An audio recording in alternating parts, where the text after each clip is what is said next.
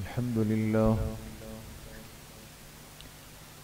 لله نحمده ونستعينه ونستغفره ونؤمن به ونتوكل عليه ونعوذ بالله من شرور أنفسنا ومن سيئات أعمالنا من يهده الله فلا مضل له ومن يضلل فلا هادي له ونشهد أن لا إله إلا الله وحده لا شريك له ونشهد أن سيد الرحمن الرحيم إلا تنصروه فقد نصره الله إذ أخرجه الذين كفروا ثاني اثنين إذ هما في الغار إذ يقول لصاحبه لا تحزن إن الله معنا وقال رسول الله صلى الله عليه وسلم لو كنت متخذا خليلا لاتخذت أبا بكر خليلا صدق الله وصدق رسوله النبي الكريم ونحن على ذلك لمن الشاهدين والشاكرين والحمد لله رب العالمين. درود شریف پڑھ لیں.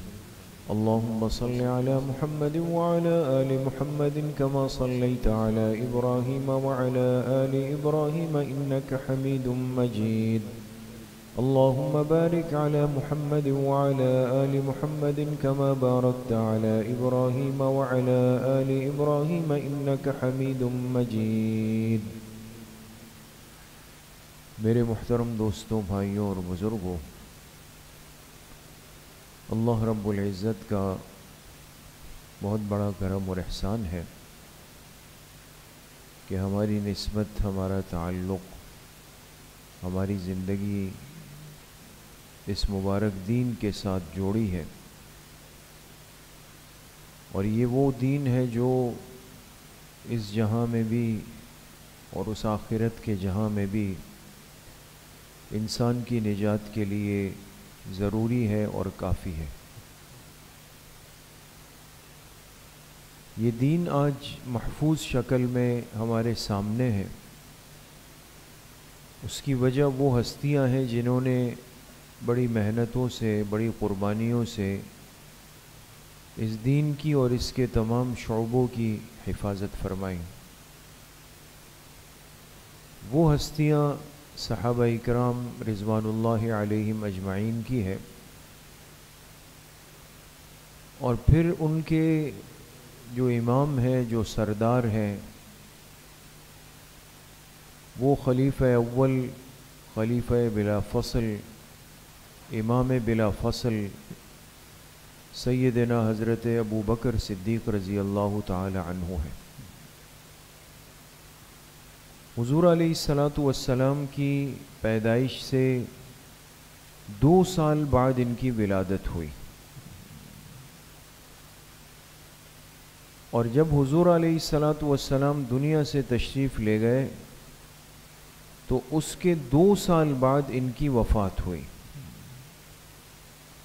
اس سے کیا بات سمجھ میں آئی کہ آپ علیہ السلام اور حضرت ابو بکر صدیق رضی اللہ عنہ کی عمر کیا تھی؟ برابر تھی. ایسا ہی ہو گیا نا، 2 سال بعد پیدا ہوئے، یعنی 2 سال آپ علیہ السلام سے عمر میں چھوٹے ہیں، اور 2 سال کے بعد انتقال ہوا. تو جتنی عمر اللہ کے پاک پیغمبر محبوب کائنات جناب رسول اللہ صلی اللہ علیہ وسلم کو ملی، اور وہ عمر کتنی ہے دوستو؟ 63 سال. 63 سال کی عمر ملی. اتنی ہی عمر اللہ پاک نے اس امت کے پہلے خلیفہ اور آپ علیہ السلام کے رفیق مخلص حضرت ابو بکر صدیق رضی اللہ عنہ کو عطا فرمائی. بہت ساری باتوں میں اللہ نے عجیب مناسبت ان حضرات کو نصیب فرمائی. یقیناً یہ ایک سبق اور پیغام تھا کہ جتنا حصہ دین کا اللہ نے اپنے پیغمبر کو دیا ہے، وہ امت تک منتقل کرنے کا بنیادی ذریعہ جو ہستی بنے گی وہ حضرت ابو بکر صدیق رضی اللہ عنہ۔ اس لیے ایک روایت میں آتا ہے آپ علیہ الصلاۃ والسلام نے فرمایا کہ اگر پوری امت کے ایمان کو ایک ترازو میں رکھ دیا جائے، حضرت ابو بکر رضی اللہ عنہ کا ایمان دوسرے ترازو میں رکھا جائے تو وہ ایمان سب پہ غالب آئے۔ کیوں؟ فرمایا اس لیے کہ جو کچھ اللہ نے میرے سینے میں منتقل کیا، اللہ نے جو کچھ میرے سینے میں منتقل کیا، میں نے وہ سب کا سب حضرت ابو بکر کے سینے میں منتقل کر دیا۔ تو بڑی شان ہے اور بہت بڑی فضیلت والی ہستی۔ اس لیے وہ زمانہ جس کو زمانہ جاہلیت کہتے ہیں، حضور علیہ الصلاۃ والسلام کی بعثت سے پہلے کا جو عرصہ ہے، مکہ مکرمہ کے اندر بت پرستی عام تھی، شراب نوشی عام تھی، یہ سب چیزیں چل رہی تھی۔ لیکن اس وقت میں بھی بعض لوگ ایسے تھے جنہوں نے فطرت والی زندگی کو اختیار کیا، فطرت والی زندگی۔ اس لیے دو حضرات کے بارے میں آتا ہے کہ انہوں نے آپ علیہ الصلاۃ والسلام کو بعثت ملنے سے پہلے کی جو زندگی گزاری ہے، ان میں ایک حضرت ابو بکر صدیق رضی اللہ عنہ اور ایک حضرت عثمان غنی رضی اللہ تعالی عنہ۔ یہ دو وہ ہستیاں تھیں کہ جنہوں نے اپنی بچپن سے لے کر کے آپ پر ایمان لانے تک کبھی بت پرستی نہیں کی، کبھی شراب کو ہاتھ نہیں لگایا، فطرت والی زندگی پر اپنی زندگی گزار دی انہوں نے۔ اور جس دن آپ علیہ الصلاۃ والسلام کو نبوت ملی، آپ نے اس نبوت کا اظہار فرمایا تو بلا کسی تحقیق کے، بلا کسی سوال کے، بلا کسی مشورے کے، وہ واحد شخصیت جو آپ علیہ الصلاۃ والسلام پر فوری کلمہ پڑھ کے مسلمان ہوئی، وہ شخصیت بھی کون ہے؟ حضرت ابو بکر صدیق رضی اللہ عنہ۔ اس لیے آپ علیہ الصلاۃ والسلام ہمیشہ ان کا تذکرہ بڑی محبت سے فرماتے ہیں۔ حدیث پاک میں آتا ہے، ایک صحابی ہے، وہ فرماتے ہیں کہ میں آپ علیہ الصلاۃ والسلام کے ساتھ بیٹھا ہوا تھا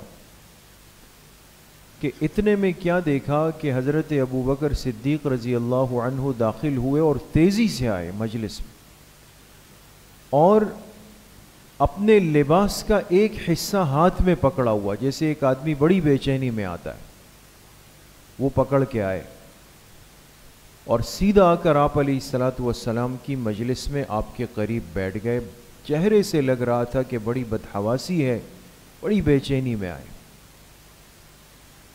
تو وہ صحابی فرماتے ہیں کہ آپ علیہ الصلاۃ والسلام نے جب دیکھا تو مجھے کہا کہ لگتا ہے تمہارے یہ ساتھی کسی سے لڑ کے آ رہے ہیں،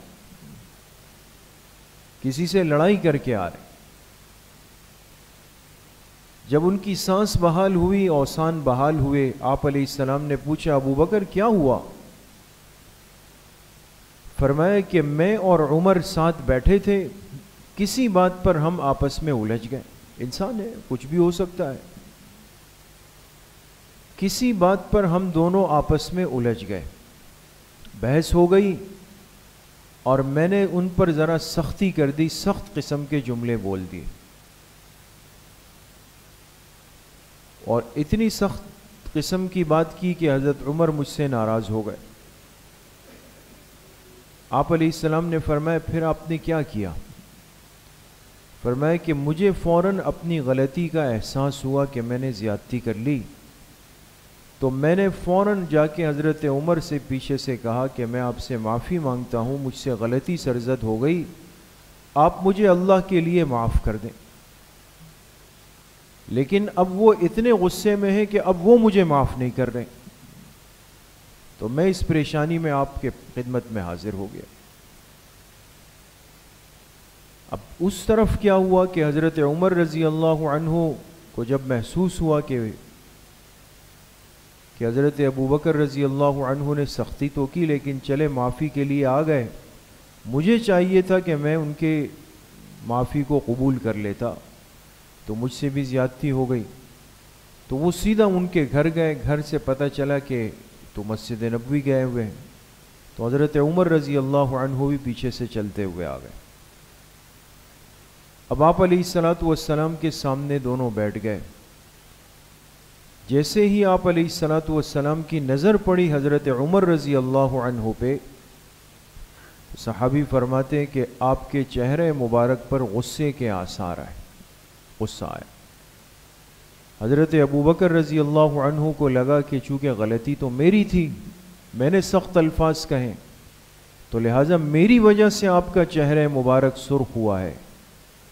لیکن آپ علیہ الصلوۃ والسلام نے جب حضرت عمر کو دیکھا، فرمایا عمر تمہیں اندازہ ہے کہ ابو بکر کون ہے؟ یہ وہ ہے کہ جب تم سب لوگ مکہ میں میری بات کو جھٹلاتے تھے، میں ایک ایک کے پیچھے جاتا تھا، کوئی میری بات کو ماننے کے لیے تیار نہیں تھا۔ جب کوئی میرا ساتھی بننے کے لیے تیار نہیں ہوا، ابو بکر میرا ساتھی بنا۔ جب کسی نے میری تصدیق نہیں کی، ابو بکر نے میری تصدیق کی۔ یہ وہ شخص ہے کہ جس نے سب سے زیادہ اپنے مال سے مجھے فائدہ پہنچایا، اس کے مجھ پر احسانات ہیں، اور آج تم کو اتنا برا لگا کہ وہ تم سے معافی کے طلبگار ہوئے اور تم نے غصے میں منع کر دیا، تمہیں ان کے مقام کا پتہ نہیں۔ حضرت عمر رضی اللہ عنہ فوراً گھٹنوں کے بل بیٹھ گئے، آپ علیہ الصلوۃ والسلام کے سامنے اپنی معذرت کا اظہار کیا، اور حضرت ابوبکر رضی اللہ عنہ سے بھی دل سے معافی مانگی۔ علماء نے لکھا ہے کہ اس سے اندازہ ہوتا ہے کہ اس امت کے پہلے خلیفہ حضرت ابوبکر رضی اللہ عنہ کی کتنی محبت اور عظمت اللہ کے پاک پیغمبر کے دل میں تھی۔ اس لیے میرے عزیزو دوستو بزرگو، معمولی ہستی نہیں، آپ معمولی شخصیت نہیں، آپ معمولی انسان نہیں، بہت بڑے انسان، اور اللہ پاک نے ایسے مناقب اور فضائل سے آپ کو مالا مال فرمایا کہ ایک روایت کے اندر آتا ہے، ایک صحابی ہے عمرو بن العاص رضی اللہ تعالی عنہ، ان کو آپ علیہ الصلوۃ والسلام نے غزوے میں امیر بنا کر بھیجا۔ اس غزوے کا نام ہے غزوہ ذات السلاسل۔ بخاری شریف میں یہ روایت موجود ہے کہ غزوہ ذات السلاسل کے اندر امیر بنے حضرت عمرو بن العاص رضی اللہ عنہ، اور اس غزوے کی خاص بات یہ تھی کہ ان کی عمارت کے نیچے تمام بڑے حضرات شامل تھے۔ حضرت ابوبکر رضی اللہ عنہ بھی ان کی ماتحتی میں گئے، حضرت عمر بھی ان کی ماتحتی میں گئے، یہ سب بڑے بڑے لوگ، لیکن جہادی لشکر کے اندر امیر کس کو بنایا جائے یہ تو آپ علیہ الصلوۃ والسلام طے فرماتے ہیں۔ اب وہ امیر بن گئے، غزوہ ذات السلاسل ہوا، کامیابی ہوئی، لشکر واپس مدینہ منورہ آیا۔ عمرو بن العاص رضی اللہ عنہ کے دماغ میں ایک خیال آیا کہ اتنے بڑے حضرات میرے ساتھ رہے اور اللہ کے پاک پیغمبر نے امیر ہونے کی ذمہ داری مجھے دی، تو آپ علیہ السلام سے پوچھنا چاہیے کہ ان کے نزدیک سب سے زیادہ محبوب شخص کون ہے؟ عمرو بن العاص رضی اللہ عنہ کہتے آئے اور آپ علیہ الصلوۃ والسلام سے پوچھا کہ اے اللہ کے رسول صلی اللہ علیہ وسلم، آپ کے نزدیک سب سے زیادہ محبوب کون ہے آپ کو؟ آپ علیہ الصلوۃ والسلام نے بے ساختہ فرمایا کہ عائشہ ہے، ام المومنین حضرت عائشہ صدیقہ رضی اللہ عنہا کے لیے فرمائے کہ وہ مجھے سب سے زیادہ محبوب ہے۔ تو انہوں نے پوچھا کہ میں مردوں میں پوچھنا چاہتا ہوں کہ مردوں میں آپ کو سب سے زیادہ محبوب کون ہے؟ تو آپ علیہ الصلوۃ والسلام نے فرمایا مردوں میں عائشہ کے والد ابو بکر سب سے زیادہ محبوب ہے. یعنی اندازہ لگائے عورتوں میں بیٹی کو سب سے زیادہ محبوب فرمایا. مردوں میں حضرت ابو بکر صدیق رضی اللہ عنہ کو سب سے زیادہ محبوب فرمایا. اور حدیث کے اندر روایت ہے حضرت عائشہ رضی اللہ عنہ فرماتی ہے کہ ایک رات آسمان پہ ستارے چمک رہے تھے تو میرے دل میں خیال آیا, میں نے آپ علیہ الصلوۃ والسلام سے ایک سوال پوچھا کہ کیا آپ کی امت میں ایسا کوئی شخص ہے یا ہوگا کہ جس کے نامہ اعمال میں اتنی نیکیاں ہوں جو آسمان کے ان ستاروں سے بھی زیادہ ہوں؟ تو آپ علیہ الصلوۃ والسلام نے فرمایا کہ ہاں ہے. پوچھا کون ہے؟ کہا وہ عمر ہے. کن کا نام لیا؟ حضرت عمر رضی اللہ. عمر کی نیکیاں ستاروں سے بھی زیادہ ہے. تو حضرت عائشہ رضی اللہ عنہ فرماتی ہیں کہ میں خاموش ہو گئی, چپ ہو گئی. کچھ دیر کے بعد آپ علیہ السلام نے فرمایا عائشہ تم کیوں خاموش ہو گئی؟ کیا تمہیں ایسا لگ رہا تھا کہ تمہارے سوال کے جواب میں میں کس کا نام لوں گا؟ ابو بکر کا. ان کو تو یہی لگ رہا تھا. تمہیں ایسا لگ رہا تھا کہ تمہارے سوال کے جواب میں میں تمہارے والد ابو بکر کا نام لوں گا؟ تو انہوں نے عرض کی کہ جی اللہ کے رسول صلی اللہ علیہ وسلم مجھے تو اسی کا یقین تھا, لیکن آپ نے عمر کا نام لے لیا تو بس میں پھر خاموش ہو گئی. آپ علیہ السلام نے فرمایا کہ عمر کی نیکیاں ستاروں سے زیادہ ہے. باقی جہاں تک آپ کے والد ابو بکر کی بات ہے تو جو انہوں نے ایک رات میرے ساتھ غار ثور میں گزاری ہے اس ایک رات کی نیکیاں بھی عمر کی تمام نیکیوں سے زیادہ ہے. اتنا بڑا مقام کوئی مقابلہ نہیں کر سکا. صحابہ بڑی کوشش فرماتے کہ ہمیں موقع ملے ہم کسی نہ کسی طریقے سے ابو بکر سے آگے بڑھ جائیں. غزوہ تبوک جس کو جیش العسرہ کہتے ہیں, آپ علیہ الصلوۃ والسلام کے غزوات کا سب سے سخت ترین غزوہ غزوہ تبوک, جس میں بڑی تنگی تھی, موسم سخت تھا, سفر بہت دور کا تھا. تبوک وہ تو بارڈر ہے سعودی عرب کا. اب اتنا لمبا سفر, اتنی سخت گرمی, اور جو مدینہ کی جو اصل جو معاش تھا وہ کھجور پر تھا اور کھجور کی فصل کٹنے کے لیے تیار. ایسے سخت موقع پہ آپ علیہ السلام نے فرمایا کہ کون تیار ہے؟ تو صحابہ تو تیار تھے, مخلص تھے, قربانیوں میں ساتھ دینے والے لوگ تھے, تیار ہو گئے. لیکن اسباب, تو آپ علیہ الصلوۃ والسلام نے فرمایا من جہز جیش العسرۃ فلہ الجنہ, جو اس سخت تنگی کے لشکر کے لیے سامان مہیا کرے گا اس کے لیے جنت کی بشارت ہے, اس کو جنت مل جائے گی. حضرت عمر رضی اللہ عنہ گئے, فرماتے میں نے ہر چیز کے 2 حصے بنائے اپنے گھر کے اندر, ہر چیز کو 2 حصوں کے اندر بانٹ دیا. گویا کہ آدھا سامان لیا, آدھا سامان, اور لے کر آپ علیہ الصلوۃ والسلام کی خدمت میں پیش فرمایا. آپ نے فرمایا عمر کیا لائے ہو؟ فرمایا آدھا چھوڑ کے لایا ہوں, آدھا لے کے آیا ہوں, آدھا آپ کے لیے. آپ خوش ہو گئے.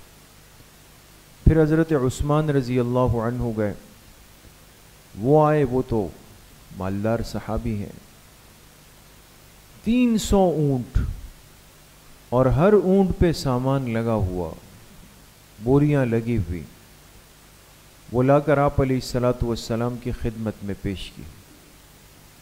اور ایک بڑی تھیلی لائے جس میں دراہم دنانیر بھرے ہوئے, آپ علیہ الصلوۃ والسلام کی خدمت میں پیش کی.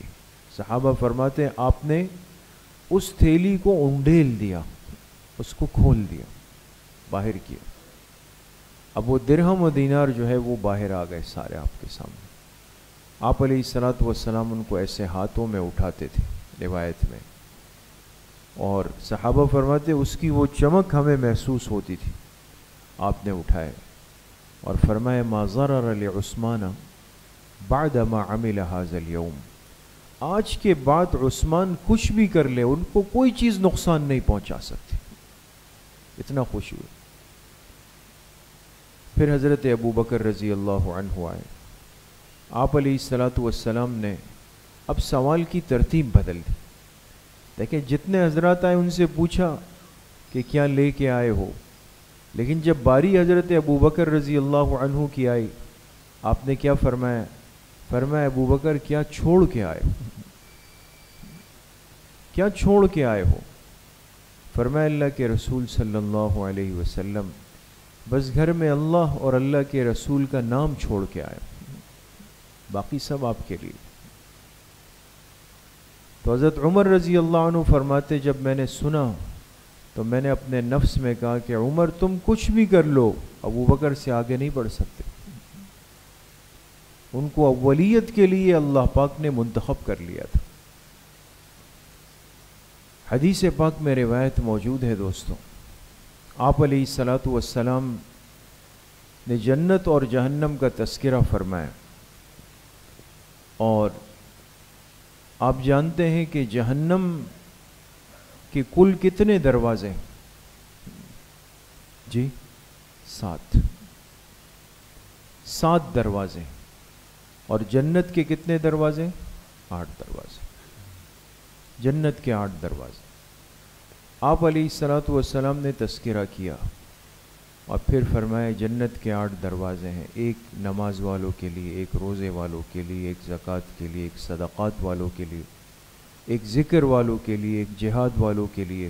سب کا تذکرہ کیا کہ 8 دروازے ہیں. جس نے دنیا میں جس عمل کو زیادہ وقت دیا ہوگا، اہتمام کیا ہوگا، وہ اس دروازے سے جنت کے اندر داخل ہو جائے گا. اللہ ہم سب کو نصیب فرمائے. حضرت ابو بکر رضی اللہ عنہ بیٹھے ہوئے تھے. دل میں سوال آیا. فرماتے میں نے آپ علیہ الصلوۃ والسلام سے پوچھا، عرض کیا، اور یہ ایک بڑا اہم سوال ہے دوستو. میں نے عرض کی کہ اللہ کے رسول صلی اللہ علیہ وسلم جنت کے 8 دروازے ہیں، اور جو بندہ کسی دروازے سے بھی چلا جائے تو وہ داخل کہاں ہوگا؟ جنت میں ہی گیا نا، کامیاب تو ہو گیا، پار ہو گیا.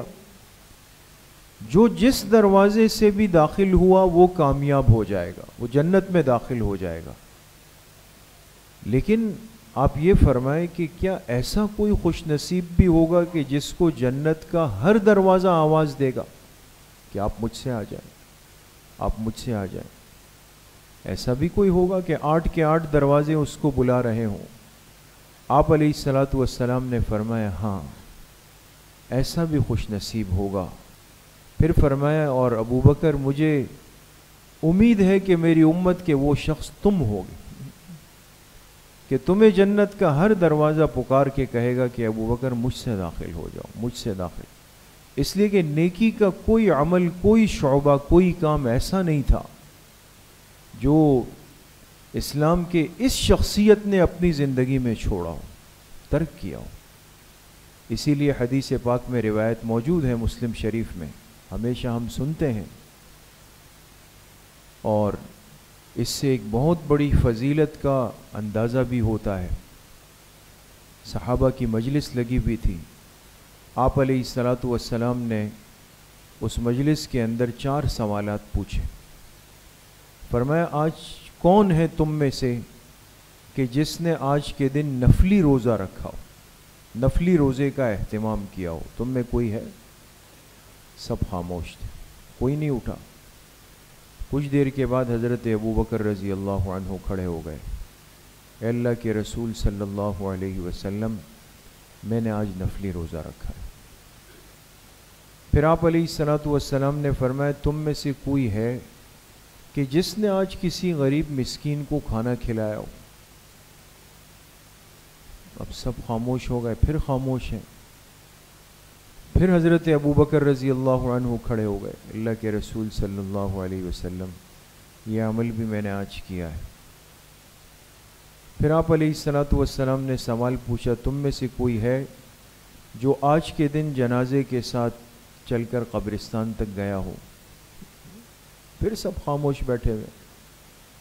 تیسری مرتبہ بھی حضرت ابو بکر رضی اللہ عنہ کھڑے ہوئے کہ اللہ کے رسول صلی اللہ علیہ وسلم، ایک جنازے میں شرکت کر کے اس کے ساتھ قبرستان تک گیا ہوں. پھر چوتھا سوال آپ علیہ الصلاۃ والسلام نے فرمایا، تم میں سے کوئی ہے کہ جس نے آج اپنے کسی مسلمان بھائی کی مریض کی عیادت کی ہو؟ پھر سب خاموش بیٹھے ہوئے. چوتھی مرتبہ بھی کھڑے ہونے والی شخصیت کون تھی؟ حضرت ابو بکر صدیق رضی اللہ. جی میں نے ایک مریض کی عیادت کی. آپ علیہ الصلاۃ والسلام نے فرمایا، سنو کہ جس شخص کے اندر یہ چار باتیں جمع ہو جائے ایسا شخص اللہ کے ہاں جنتی لکھ دیا جاتا. اس لیے میرے عزیز و دوستو بزرگوں، ان صحابہ کی برکت سے آپ دیکھیں اللہ پاک نے ہم پر کتنی آسانیاں کھول دی. اب وہ اعمال سامنے آ گئے نا. یہ خصوصیت ان کو ملی لیکن ان کے ساتھ خاص نہیں تھی کہ اگر ان کے بعد کوئی کر لے تو اس کو یہ مقام نہیں ملے گا. نہیں، آج بھی اگر کوئی یہ ہمت کرے، کوشش کرے کہ بھئی میں ایک دن ایسا ہو کہ جس میں بھئی یہ چاروں کام میں کر لوں. نفلی روزہ رکھنا اختیاری چیز ہے، رکھ سکتا ہے انسان.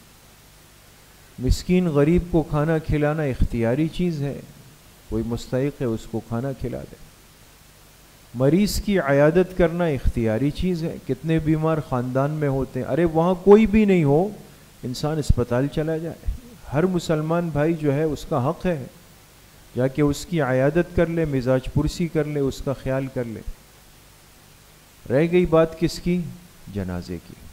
وہ تو بہرحال نصیب کی بات ہے کہ اگر جنازہ مل جائے، اور عام طور پہ انسان کو موقع مل بھی جاتا ہے کہ بھئی جنازے کی نماز ہوتی ہے، تو ایک تو اگر کہیں جنازے کی نماز کا اعلان ہو تو اس کو چھوڑ کے جانا نہیں چاہیے. بعض دفعہ ہم اس چیز کا بالکل احساس نہیں کرتے. حدیث پاک میں آپ علیہ السلام نے فرمایا نا، جس نے میرے کسی امتی کے جنازے میں شرکت کی اور جنازہ پڑھ کر پھر قبرستان تک نہیں گیا، صرف جنازہ پڑھی، تو اس کو کتنا اجر ملے گا؟ ایک قیرات. قیرات تو ایک چھوٹا سا دانہ ہے، پیمانہ ہے. تو آپ علیہ السلام نے فرمایا اور یہ قیرات احد پہاڑ کے برابر ہو. اور پھر فرمایا کہ جس نے جنازہ پڑھ کے اس کے ساتھ قبرستان تک گیا پھر واپس آیا تو اس کو 2 قیرات اجر ملے گا، یعنی 2 احد پہاڑوں کے برابر اس کے نامہ اعمال کے اندر اجر کو لکھ دیا جائے. کتنے موقع ہم اپنی زندگی میں ضائع کر لیتے. بڑی مساجد میں تو اکثر و بیشتر جنازے ہوتے ہیں، تو انسان کو یہ بھاگ دوڑ والا جو مزاج آج ہمارے ساتھ جڑا ہوا ہے کہ بھئی ہوگا کسی کا، بس زبان سے کہہ دیا اللہ اس کی مغفرت فرمائے. بھئی جنازہ پڑھ لیں، 5 منٹ اور دے دیں، اتنا بڑا اجر لے لیں. اور سہولت ہو، ضروری نہیں کہ قبرستان اس کے ساتھ جائیں جو آپ کا رشتہ دار تھا، دوست تھا، پارٹنر تھا، کوئی تھا. ہر مسلمان کے جنازے کے ساتھ قبرستان جانے پر یہی اجر اللہ پاک کی طرف سے دیا جاتا. تو اس لیے میرے عزیز و دوستو بزرگوں، چونکہ اسلامی سال کے اس مہینے کو جمادی الثانیہ کو ایک نسبت ہے خلیفہ اول، خلیفہ بلا فصل سیدنا حضرت ابو بکر صدیق رضی اللہ تعالی عنہ سے، اور ہم سب پر یہ لازم ہے کہ ہم اپنی آل اولاد کی تربیت کریں اور ان محسنین مخلصین کا، ان مقبولین کا تذکرہ ہمارے ماحول میں ہو تاکہ ان کی زندگی ہمارے لیے ایک نمونہ اور آئیڈیل بنے. اس جیسی زندگی ہمارے دلوں کے اندر بس جائے. اللہ کریم مجھے بھی آپ سب کو صحیح عمل کی توفیق نصیب فرمائے. الحمدللہ رب العالمین، والصلاة والسلام علی رسول اللہ.